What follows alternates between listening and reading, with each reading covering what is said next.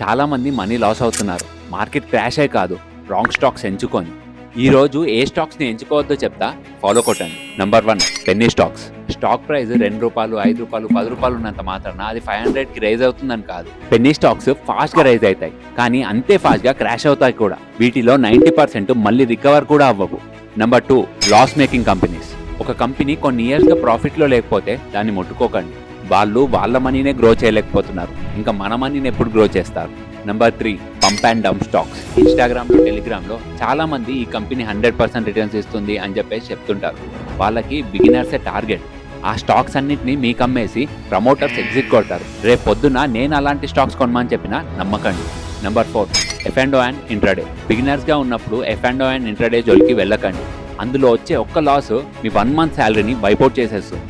మన గోల్ ఫాస్ట్గా రిచ్ అవ్వడం కాదు, లాస్ని మినిమైజ్ చేసి ప్రాపర్గా నేర్చుకోవడం. బేసిక్స్లో ఎలాంటి స్టాక్ని పిక్ చేసుకోవాలో చెప్తా, ఫాలో కొట్టండి.